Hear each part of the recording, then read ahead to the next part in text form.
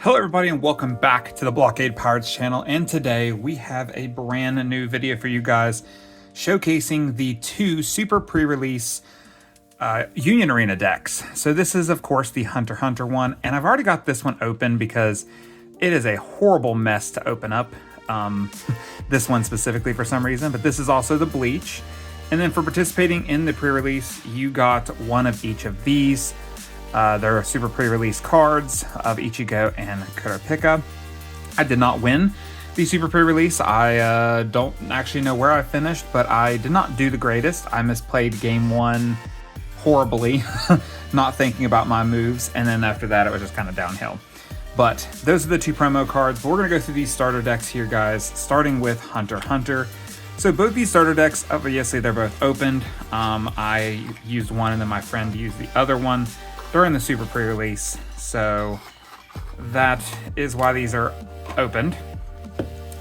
We're gonna go through and show you guys what comes in a super pre-release starter deck. So to start off with, we got two super pre-release, everything has super pre-release stamps, if you can see it right there on the card, which, you know, is the telltale that this is a super pre-release card. And you got one holo and one regular. I believe in the actual decks, they're going to be collared, like instead of this gray, grayed out card, I think it's actually a collared in version of this. But this is your raid for the starter deck, so both starter decks get one raid card each.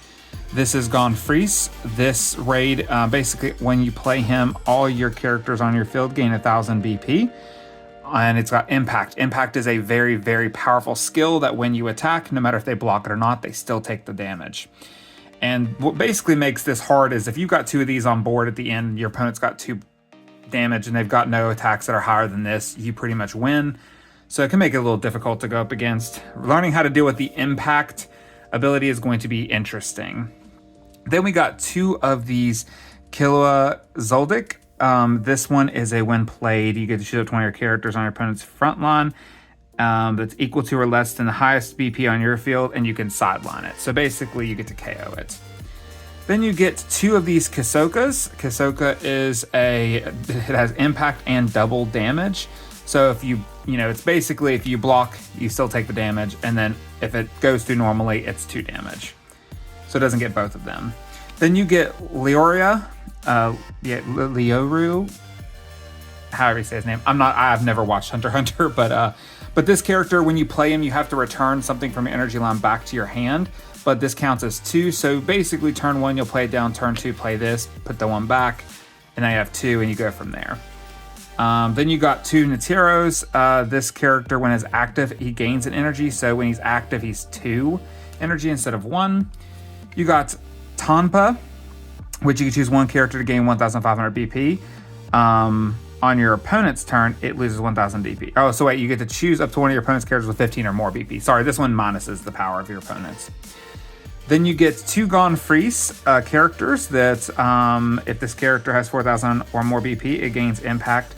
So if you have this on board and you play out this one, then this one gets impact as well, which can be very nasty if you can combo that off. I'm going through all the 2-ofs right now just because I figured it'd be easier to go through the 2-ofs than go through the 4-ofs. This is a Searcher. Fishing Rod lets you KO stuff on your opponent's board, which is very, very nice. Whale Island, if you have Gonfreece on board, you get to basically count this as 2 energy instead of 1. Hunter's License is basically if you have 0 life left on your trigger. So the thing about this, the normal card, yeah, you get to restand to your Dawn, or to your AP action points, which is nice. But also you want this in your life because if you have 0 life and you flip this over, boom, keep going. And you get 2 of those. Then finally we're into our 4-ofs. You get 4 of Leorio. Again, it's trigger. You get to choose one of your cards in your field and switch to active, and it gains 3000 DP. But it's also a 2 energy base card, which is very nice. You got 4 of these Kirkos, which allow you to draw a card when you play it. You got 4 of these Satots, I guess that's how I say his name. You can switch him to rested to gain another energy off of him, and then at the end of the turn you sideline it, and it's a 0 cost. So 0 costs are very important because you want 0 costs like this. This is just a vanilla 0 cost because you have to have those to start your game off. Otherwise you have 0 energy in your energy line.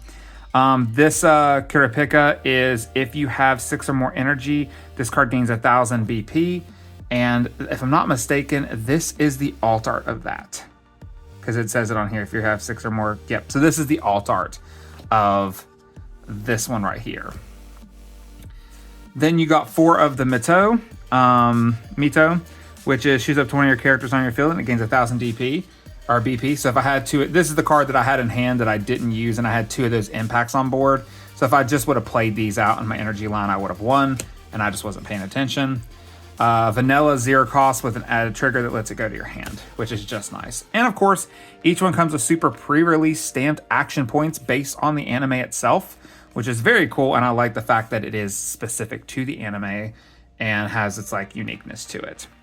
So that is the Union Arena Hunter x Hunter deck. Now let's go on to the Bleach one, which personally is my favorite. Out of the box, I'm going to be honest, the Hunter x Hunter is better out of box, but I still think that the Bleach deck is phenomenal. So we start off with the Ichigo, which is just cool. I love Bleach. The characters from this series are so good. I love this series growing up, and so I had to have this one for sure. But this one is a raid as well, but on once per turn, I can remove 4 cards from my sideline to give him impact, so that is always good to have an impact. It's a little weaker than the Gon Freeze because this already gets it, but, you know, it still isn't too bad. I still think that there's ways to make it better later on. Then, of course, there's 2 of the Renjis, and the Renji is an on play. You get to minus 3,000 BP from something. So if it hits the card hits 0, then you KO it. So it kind of helps there. You get 2 of the Kazuke Urahara. If this character is active, it gains an energy. So a lot of the cards are almost exactly the same in both decks. You get 2 of the Orihime. Return 1 character on your field with 1 or less required energy to your hand, and if you cannot, return this character to the hand. So this is the same as the one from that one. Again, a lot of these are repeats. We got 2 Ichigos. This character gains 1,000 BP till the end of your turn, and I believe that is the alt art of that. So it is basically just an alt art version of that, which is still cool because that's a cool art. Then you've got the Renji, which is the same thing as the other one that lets you place this card on top of the deck. If you choose up to 1 character from your field, you may gain 500 DP. So that one's a power-up. 2 Rukias. You may place this card from your sideline into your removal area, and if you do, you draw 2 cards. So some draw power, which is pretty good. 2 Bankais, which allows me to set up my AP, as well as the same thing as the other one where it's 0 cost. If it's my last life, I get to heal. Tasty Bread. Lets me choose 1 character on the field, and it gains 1,000 BP until the end of the turn, and choose a 20 of your AP and switch it to active, which is very good if you can switch your stuff up to active. This one is choose 1 character with 3,000 or less BP on your opponent's field and sideline it. If each goes on your field, you could do 5,000 or less instead, which is a very good removal right there. This one is a 2 of, which allows you to draw 2 cards and place 1 card from your hand to your sideline. And the reason you're putting the cards in the sideline is you want to have more sideline for your Ichigos to pop off. 4 Yuryus. Draw a card, then place 1 card from your hand to the sideline. So cycling. You got 4 Yasutori Sato, or Chad. He's the same thing as the other one where you can make him have 1 extra energy for the turn, but then he goes away. 4 of this just generic 0 cost action, so that way you can get your energy based up. 4 Orihimes, which has double block, which is phenomenal. With 3,000, you can double block 2 weak attacks, which keeps things going. Of course, you got your 4 regular Ichigos that you can raid on top of. You've got 4 of the Uraharas that lets you add this card, or add BP 3,000 BP off its trigger. You got finally the last card, the 4 Ichigo's Room, which you play into your thing. You can rest it, draw 2 cards, and then 1 card goes to your sideline, so that's really good. And then, of course, 3 custom action points with Bleach. So overall, these starter decks are really good. If you're interested in playing the card game, the best thing to do is to go ahead and get these super pre-release starter decks. They're going to have some value. If you keep them sealed, they'll gain a lot of value. If you keep them in the box, or if you play them and keep them like that, it will lose some of its value once you open it, obviously, but I mean, personally, I'm not really too worried about value. I'm more about keeping them and having them because I like anime in general. I have never watched Hunter x Hunter. I love Bleach, though, one of my favorite animes.